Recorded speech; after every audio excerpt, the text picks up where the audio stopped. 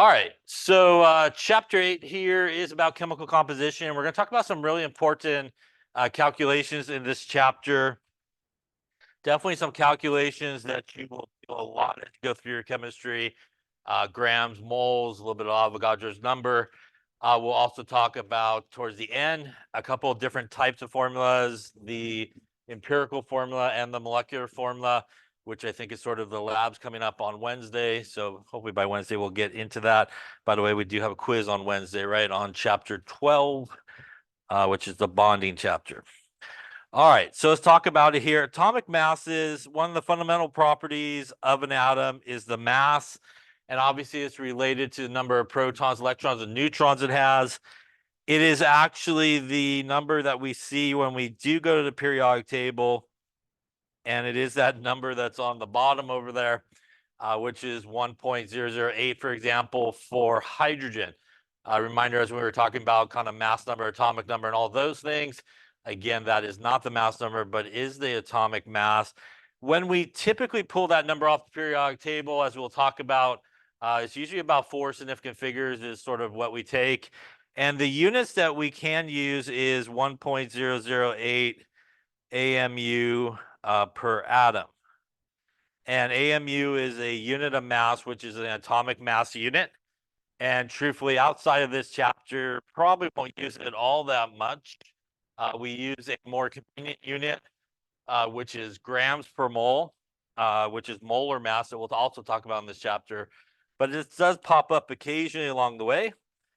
And you could basically do that for anybody that's on the periodic table. You could shoot off that many AMU in one atom. Clearly, atoms are really, really small, which means we really can't pick them up and kind of put them on a balance and weigh them out or anything like that. So typically in chemistry, when we don't have a way to sort of directly measure something, we do pick something to use as a standard to compare it to. And they chose an isotope of carbon, which is the carbon-12 isotope. And the carbon-12 isotope was the one that they used basically to figure out the atomic masses there for our elements. It has 6 protons and 6 neutrons, and it has a mass of 12 AMU. An atomic mass unit is also called a Dalton, but nobody even uses that anymore at all. No, I very rarely use AMU all that much. So Dalton definitely don't use too much here. But really an AMU is equal to the mass of 1/12 of a carbon-12 atom. So basically what they did is they took this carbon-12 isotope and they basically did measurements and experiments of other elements and said, oh, hydrogen is only about 8% as big as the carbon-12 isotope. And this is sort of how they came up with their calculations for atomic masses. So if we took something like I mentioned there, hydrogen, it's only 8.4% as big as carbon-12. This is 8.4% converted into a decimal, right? Move it 2 places to the left or divide by 100 to have it do it for you.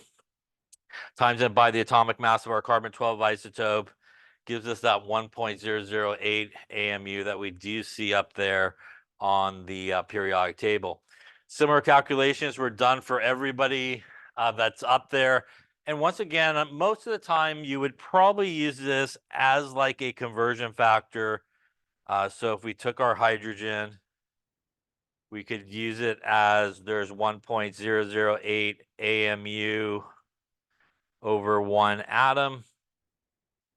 Or we could do it the opposite way around. An atom would have 1.008 AMU.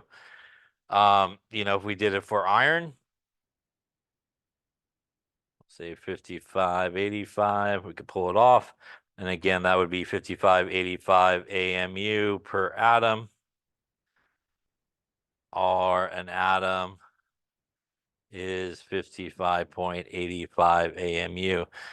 So strictly speaking, using atomic mass would be what we would use to really kind of go between those units most of the time, kind of our AMU to atoms and backwards as well. As I mentioned earlier, and again, as we will see as we continue through this chapter, don't use the AMU all that much. Again, that molar mass or grams per mole is typically what we use. Now, when we think about using the carbon-12 isotope as a standard to compare everybody to, and that it has a mass of 12 AMU, then it is interesting that when we do look at carbon on the periodic table, it does not say 12 even. It actually says 12.01. And the reason for that is what we actually see on the periodic table are average atomic masses, although most people don't call it average, they just call it the atomic mass. But they are average atomic masses of all the naturally occurring isotopes for that particular element. So remember that an isotope is the same element, but it has a different number of neutrons, which means it has a different mass. And they take all the naturally occurring isotopes for a particular element, do a little calculation, and they're able to calculate basically the mass or average atomic mass of those particular elements. So something like carbon, for example, there's a carbon-12 isotope, and there's a carbon-13 isotope that they use when calculating it. Carbon-12 occurs about 99% of the time. Carbon-13 is about 1% of the time. And they could do the calculations there. Carbon-12 has a mass of 12. Carbon-13 has got a mass of. And when you take them together, that is where we come up with this 12.01 number. The actual calculation to do that, which you do need to know how to do, is you would take the atomic mass, would be calculated by taking the percent abundance, or sometimes referred to as relative abundance, is basically the percentage at which it naturally occurs sort of in nature of the first isotope, and you would multiply it by the atomic mass of that first isotope.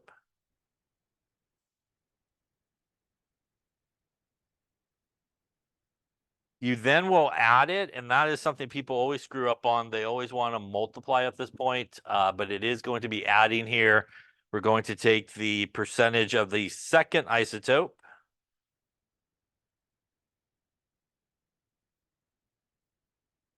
times the atomic mass of the second isotope. And then you would basically just kind of continue that pattern. If they had 3 isotopes, you would, do the same sort of calculation. Now, the percentage of each of these naturally occurring isotopes, if you have all the isotopes there, should add up to about 100%. And that's typically what you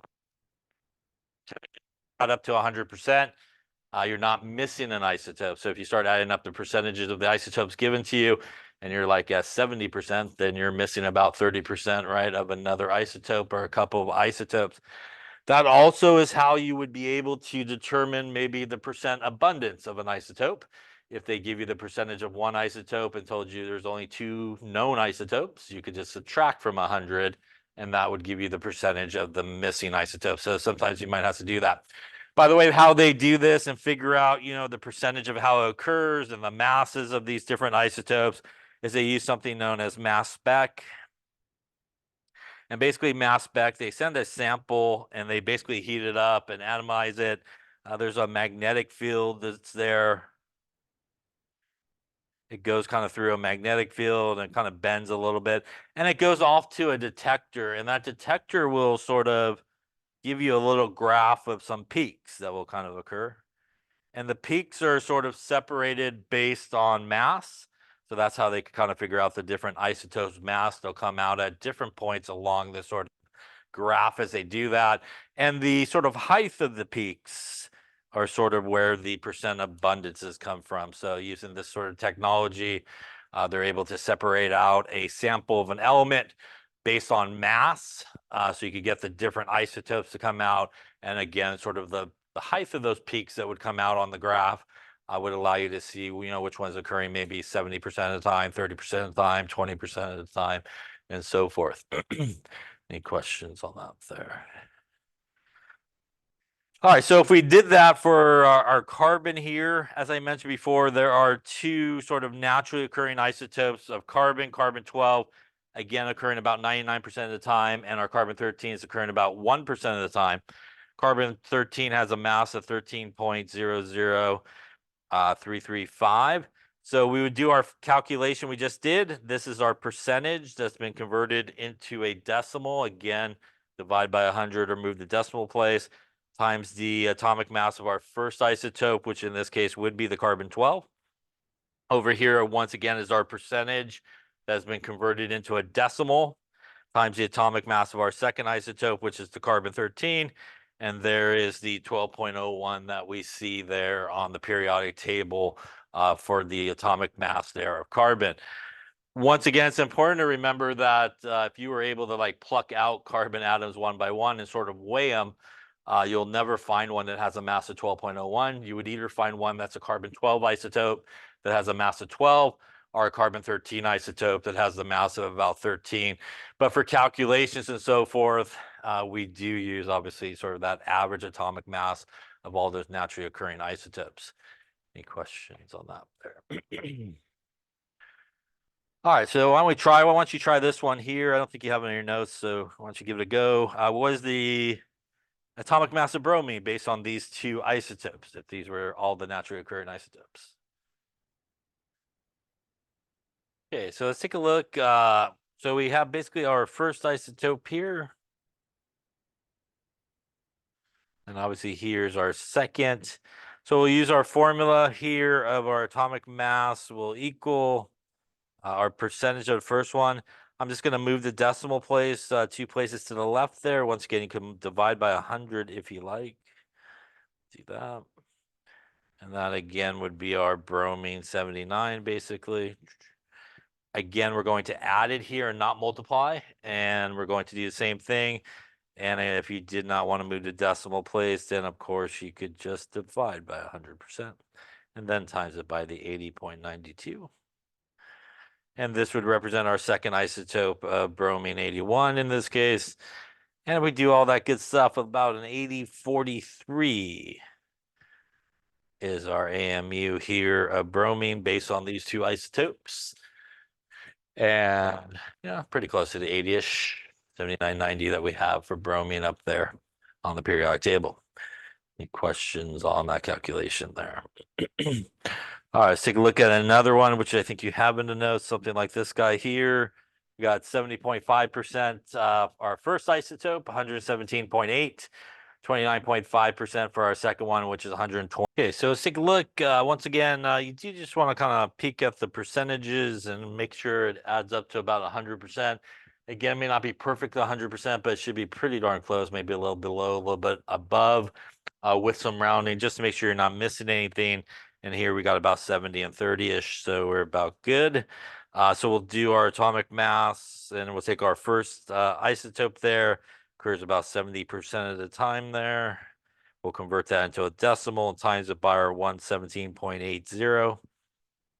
We will then add it to our second isotope, which will also just move our decimal place 2 places to the left, times it by 120.85. And that's going to give us a 118.7 AMU.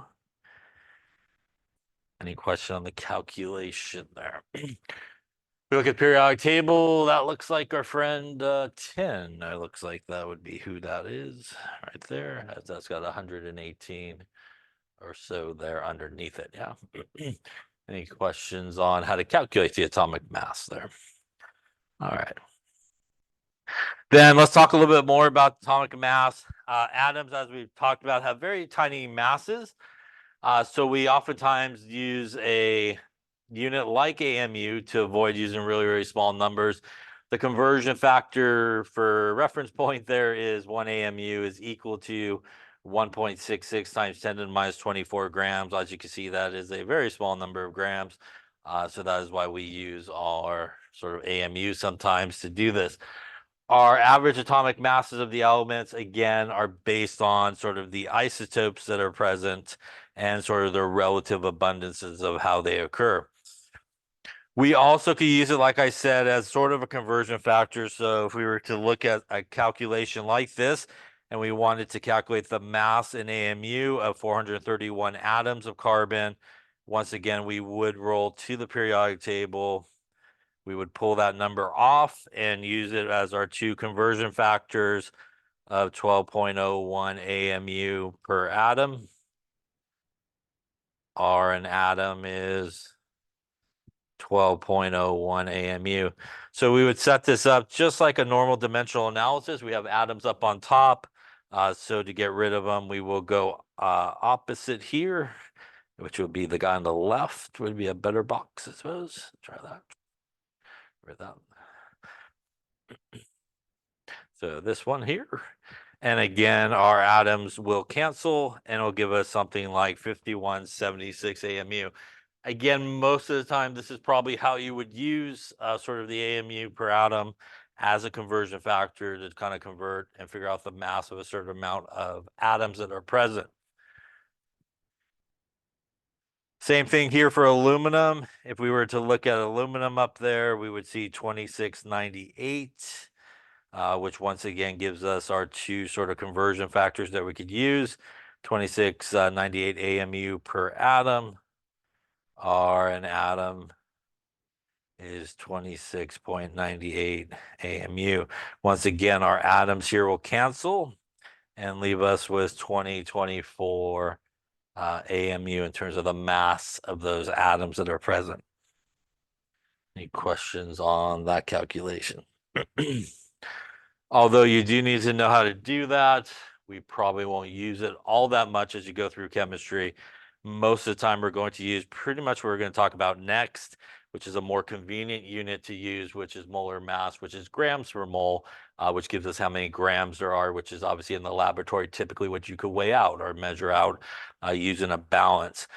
So let's talk a little bit about these important sort of units here, which is molar mass and Avogadro's number. As we will talk about, molar mass has units of grams per mole. Avogadro's number is a number that is used to do a specific type of conversion.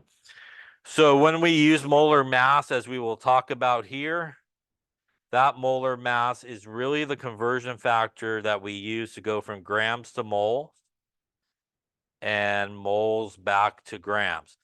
And that is probably a most common conversion that you will do in chemistry. Most calculations, as we'll talk about, pretty much that's the first step that you do, which is you take whatever grams they give you basically and convert them to moles. So using the molar mass, which as we'll talk about comes from the periodic table, is a very common conversion. Avogadro's number is a conversion that we use to go from moles to atoms or molecules and backwards. So back and forth between those two. So really you could think of these two things as nothing more than a conversion factor that you'll use to get to the right units that you need. And I will say in most cases, you will use this as a conversion factor, which I mean, they typically don't tell you in the problem, hey, calculate the molar mass or something, or you need to calculate the molar mass, or you need to use Avogadro's number. They're just these things that you should know as a way to convert between these different types of units. So again, a lot of times they don't mention anything about either of these names in problems. So we're going to start with the mole. Not the furry guy, but the mole here is a name in chemistry that represents a certain amount of something. So in life, we have a lot of words that represents basically numbers. So when we say we have a pair of something, that means you have two. When you have a dozen of something, that is 12. Dare I say, they used to go with a gross of pencils at 144, in case you're ever curious what a gross is. So for chemistry, the word that we use to represent a certain amount of something is the mole. And the mole is abbreviated with MOL. They had to get rid of something, so they got rid of the E. I guess they abbreviated it there. The problem with that is a lot of times students, when they see that, all of a sudden their head jumps to molecules. So if you see MOL, it is not an abbreviation for molecules. It means moles, and it's a different type of calculation that you probably need to do. But it's a very common mistake that people make, and you can see why they see MOL. They just kind of think, oh, it's probably molecules they're talking about. It's kind of abbreviation, but it's not. So in chemistry, if they want molecules, they will write out the word molecules, and then you know it definitely is molecules. And again, MOL here is definitely moles. So the moles is the amount of substances there are in atoms, molecules, and other particles as we find in that carbon-12 isotope. And it's a relationship that basically 1 mole of anything will equal 6.022 times 10 to the 23. This is what is known as Avogadro's number. And it is really the units here that does change. So the units here could be atoms if you're talking about atoms. They could be molecules if you're talking about molecules. They could be particles. They could be pizzas. They could be shoes, whatever it may be. Although the occasional pizza and shoe does come along most of the time for chemistry. It's going to be the units of atoms or molecules. So the way you could think of this is, kind of like you had a dozen roses, you got 12 roses. You've got a dozen donuts, you got 12 donuts, right? So they both have sort of different units, but they both represent the same amount of something. And that's sort of what the deal is here with Avogadro's number. You can have 1 mole of anybody on the periodic table will basically have that much of atoms or molecules. That is the experimental value there for Avogadro's number, but everybody uses this rounded version right about there, 6.022 times 10 to 23.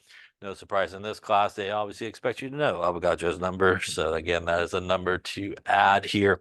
So what does that mean? That means if we go, for example, if I had 1 mole of hydrogen, it would have 6.022 times 10 to the 23 atoms of hydrogen. That would give us really 2 conversion factors that we could use in a problem. We could say in 1 mole of hydrogen, there are 6.022 times 10 to the 23 atoms. Let's write underneath. Or we could flip it the other way, 6.022 times 10 to the 23. I'll write it underneath since I'm running out of room there. Atoms is 1 mole. And again, we're going to use this as a conversion factor to go from moles to atoms or moles to molecules or backwards as well, starting with atoms or molecules back to moles. If I had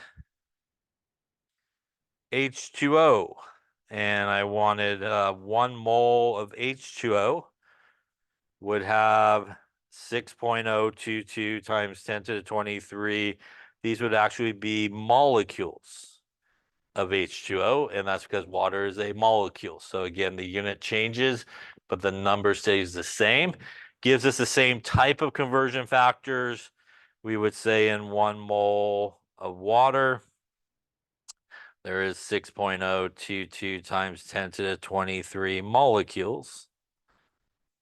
Or again, flip the Avogadro's number up on top. Is 1 mole, basically. So once again, Avogadro's number is what we want to use to go from moles to atoms or molecules in most cases, and backwards. So that is our really conversion factor that we could use. Anybody from the periodic table, if you have 1 mole of any element on the periodic table, it will have 6.022 times 10 to the 23 atoms of that particular element. If you have 1 mole of any molecule, water, CH4, C2H6O, whatever it may be, you will have 6.022 times 10 to the 23 molecules of that particular thing. So the number's the same. Ultimately, a conversion factor to go from moles to atoms and backwards. The problem that people also have with Avogadro's number is they go, well, they told us we have to learn this number and memorize it. I'm just going to use it in every calculation I come across. And you definitely don't want to do that. Sometimes you're okay if you do that and you screw up, because I've seen people use it and then multiply by it and divide by it at the end. So they actually cancel each other out. But you really don't want to use it in every calculation. The key words are really these 2 words here. Atoms or molecules for the most part, or particles maybe. So if you do not see anything in the problem that mentions atoms, molecules, either a number given to you, you don't see it, are a number you're trying to find, you're not looking for that, you should leave Avogadro's number on the side and not use it. So that's probably the biggest error besides punching in incorrectly in your calculator that people do is they want to use it like in every calculation. So those are the keywords that you want to look for. And if you don't see it, don't use it. And you don't necessarily need to use it. Any questions on that?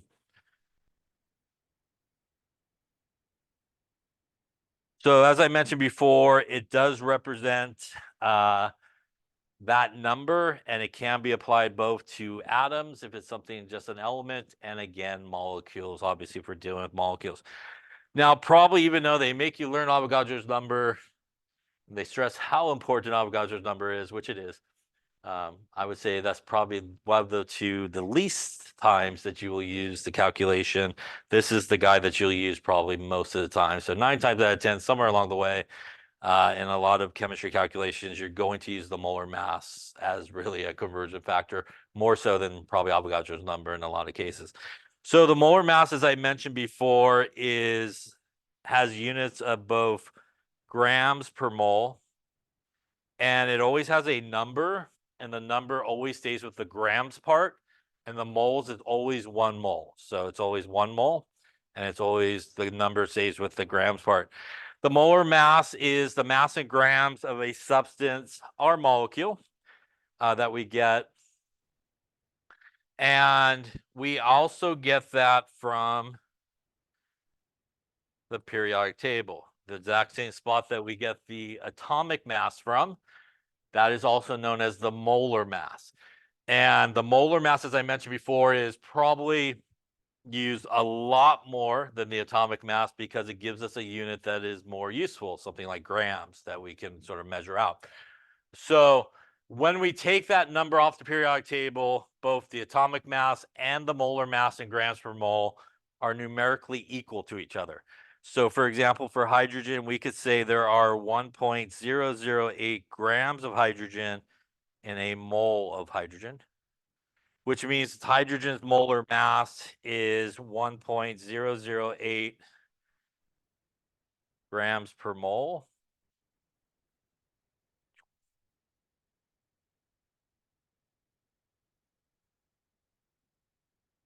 And really, as I mentioned before, this is going to be your conversion factor that goes from grams to moles and moles back to grams, and that is your molar mass. You could write a conversion factor to do dimensional analysis, which is how they want you to show your work. So these are the 2 conversion factors that you could use from that particular number. And once again, like a normal conversion factor, you're just going to choose the one that you need to use. You're not going to use them both in the same calculation. You could do that relationship for anybody on the periodic table. Carbon would be, there's 12.01 grams per mole, would be the molar mass of carbon. You could also do that for molecules as well. So if you had something like water, you basically would just add up the parts from the periodic table. So there are 2 hydrogens in the case of water. So that would be 2 times 1.008 for the hydrogen parts. We would add it to the oxygen, which is 16 grams per mole from the periodic table. And that will give us a molar mass of water of 18.02 grams per mole. Once again, this can be used as a conversion factor of, there are 18.02 grams per mole of water. Our water, there are in a mole 18.02 grams. So once again, it is a conversion factor that you get from the periodic table. As I mentioned earlier, most of the time improv is not going to tell you need to calculate the molar mass. You just need to know that is the way that you go from grams to moles or moles to grams. You go to the periodic table to get that. If it was C2H6O, you would just add up all the parts, a couple of carbons, and add up all the parts to get the molar mass. Now, it's also really important, and may not make perfect sense right now, but when we talk about it a little later chapter, let's just say you had an equation where you had water in the equation, and you, for some reason, needed to calculate the molar mass to do a calculation, which is possible.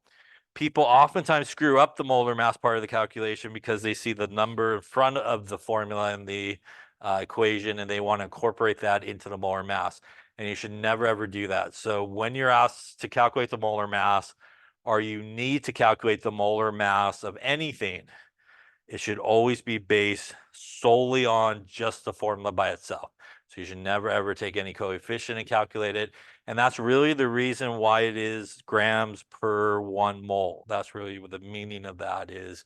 Basically, you're taking 1 mole of that, which essentially means you're just taking the formula of that, whatever it is, and that is what you're calculating it for. So if you eventually down the road, which we will do, have an equation and there's like a 30 in front, you need the molar mass, it should still be 1802 grams per mole. Should always just do it based off of the formula.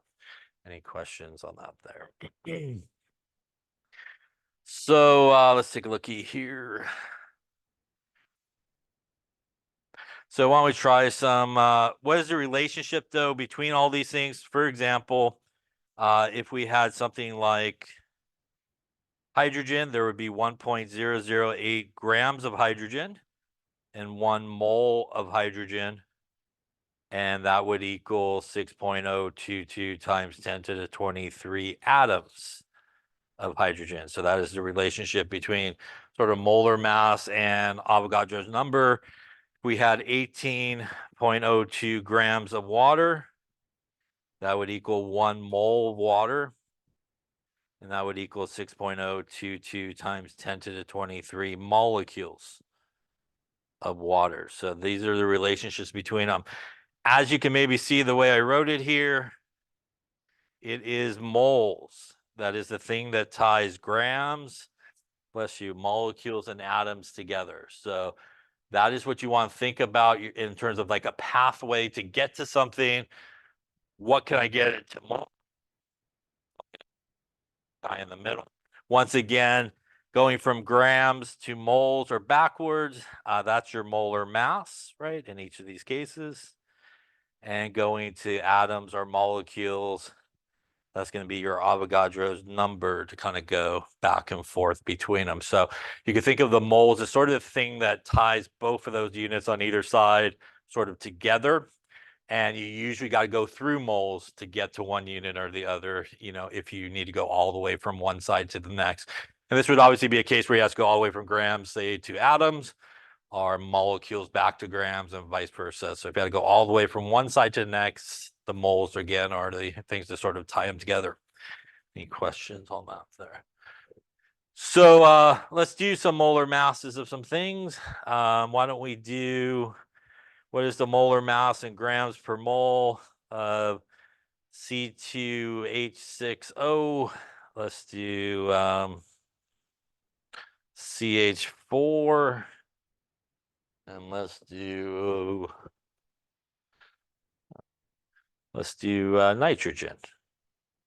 So, and give you some numbers here from the periodic table in case you can't see the 6 that are posted on the wall here in this room. There's a lot.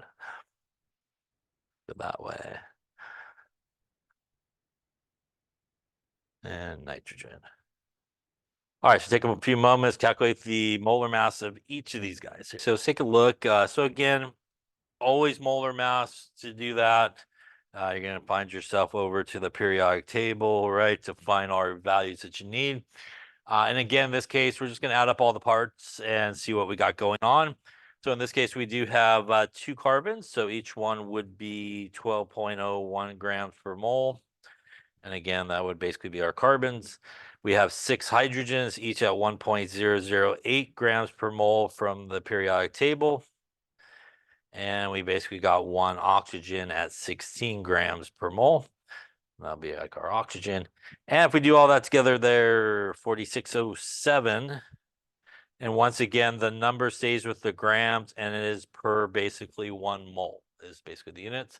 So 4607 grams per mole, which once again, if you were doing a calculation, you could use as a conversion factor like this, or flip it around and use it like this. So pretty much that's what you use molar mass for, is a conversion factor. Any questions on that?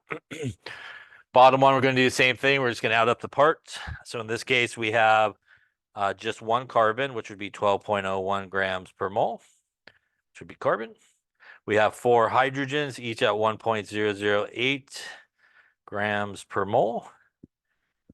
And that's going to give us a 1604 grams per mole is the molar mass. Once again, you could use that as a conversion factor, 1604 grams over a mole, or flip it, a mole is 1604 grams. Lastly here, just going to use that right there.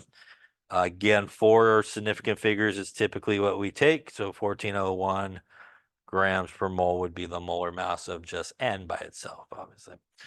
Any question on how to calculate molar mass? So as I mentioned, not usually in letters of you need to calculate the molar mass, just kind of something that you just need to kind of know. We sort of talk about this, so don't even worry about that. And we talked about that earlier, so you don't worry about it. All right, so again, molar mass and Avogadro's numbers, 2 really important conversions. Dare I say, out of the 2, molar mass maybe used a lot more than Avogadro's number, but Avogadro's number does pop up every so often here and there along the way. All right, so why don't we try some calculations here? How many moles of helium are there in 5.46 grams of helium? Helium on the periodic table there is 4.003. So set it up, dimensional analysis way, and see what you come up with. Okay, so let's take a look. So the first question is, do I need to use Avogadro's number here? The answer is we do not, right? Because I see grams, I see moles, I see no mention of atoms, molecules, or anything like that. So again, I'm going to leave basically Avogadro's number on the side. This is a conversion basically from grams to moles. And once again, you do need to know that that's basically the molar mass from the periodic table is what we're going to use as our conversion factor. So we would go to periodic table, we would see that. And that means that there are 4.003 grams of helium and 1 mole of helium, which will give us 2 conversion factors that we could use in this particular problem, which looks like this, or we could flip it around the other way, where basically 4.003 grams per mole is the molar mass of helium. So we're just going to take our dimensional analysis approach here, 5.46 grams of helium.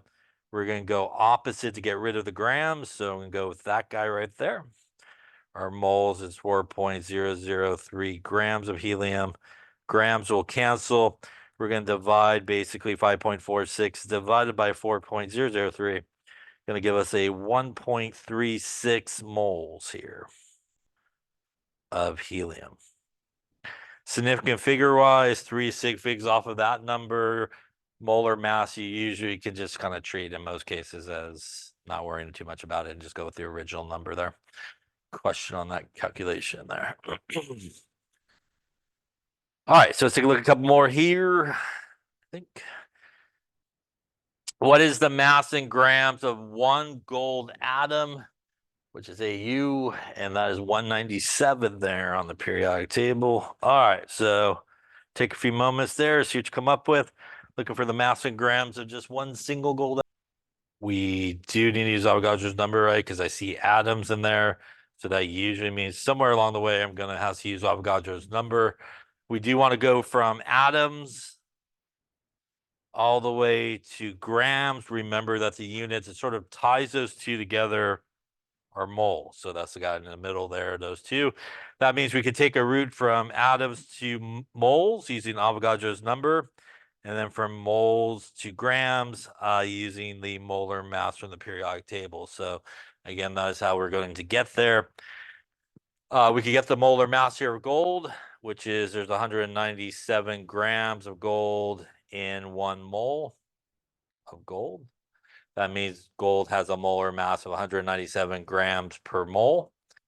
So we'll start with our 1 gold atom. We're going to use our Avogadro's number, which again is 1 mole of gold would be 6.022 times 10 to the 23 atoms.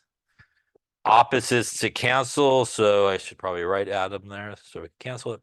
So we go Avogadro's number here on the bottoms so that the atoms cancel.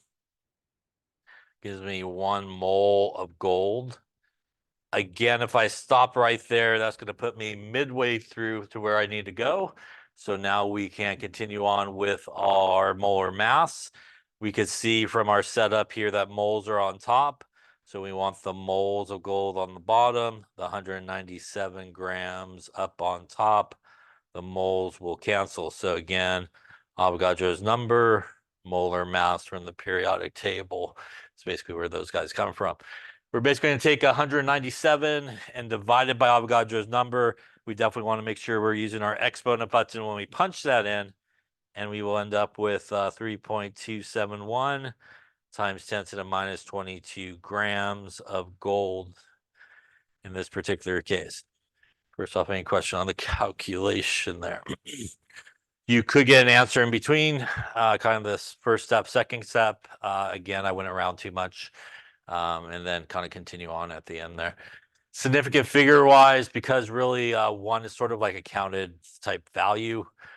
We look more at the molar mass there with 4 significant figures, but you really could give the answer in this case to whatever number of significant figures you want. Any questions on that one there? That's a really small number, right? And which is what we would expect for just one gold atom by itself. All right, let's take a look at a few more here. How many grams of zinc are there in 0.256 moles of zinc? And zinc is, nowadays, they changed the periodic table, 6538. Used to be 65.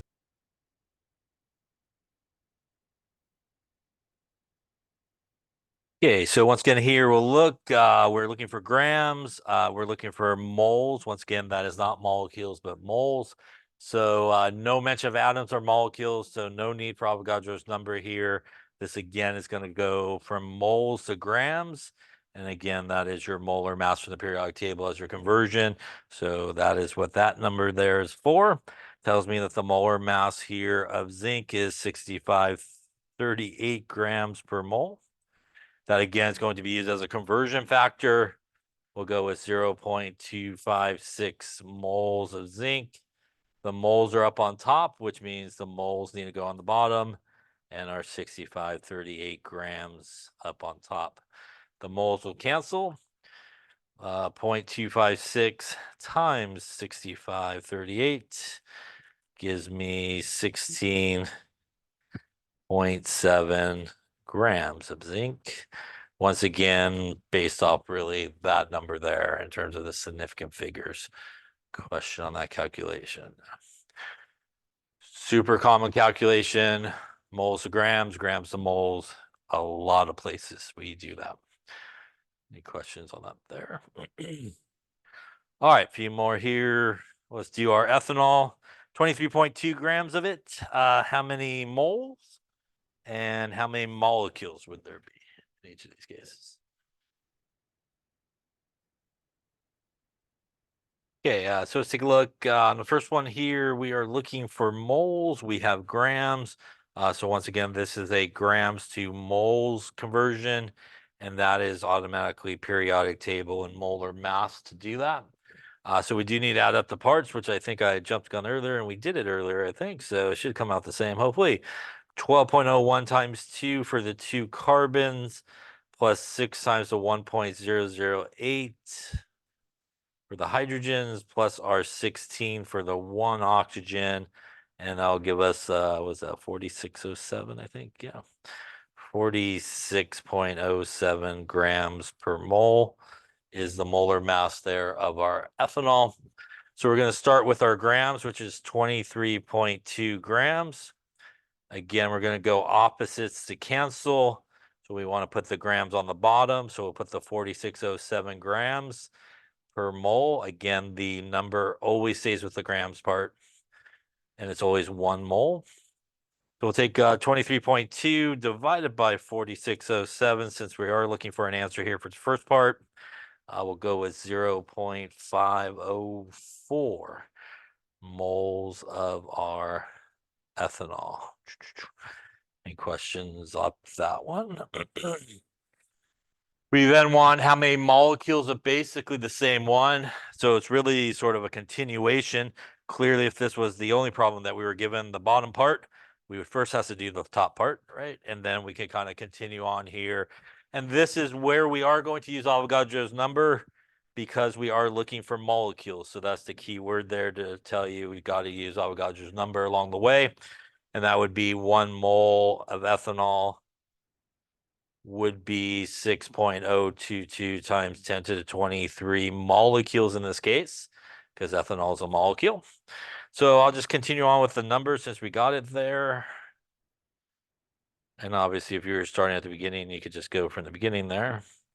And we'll put our moles on the bottom. And in this case, we are going to do Avogadro's number up on top. And again, make sure you use that exponent button there. The moles will cancel. And that will get me, we'll go with 303, it looks like 3.03 times 10 to the 23 molecules of our ethanol in this case. Any questions on that one there? All right. One last one here, maybe to finish it up here for today. What is the mass in grams of 1 molecule of caffeine?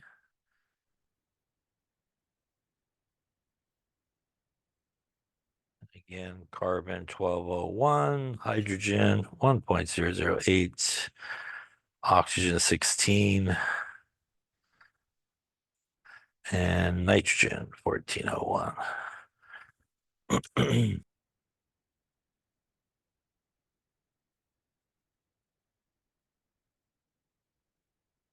All right, let's take a look. So again, we want to end up at grams.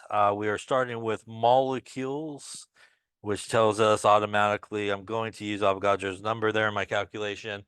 And once again, the guy that kind of ties both of those together are moles. So we're actually going in this direction. So we would use our Avogadro's number as that's the way we go from molecules to moles. And at that point, we could then go to the periodic table and use our molar mass to kind of go the rest of the way there to grams. So we might as well calculate the molar mass up front since we need that. So this is going to be 8 times our 1201 for our carbons. We got 10 times 1.008 for our hydrogens, basically.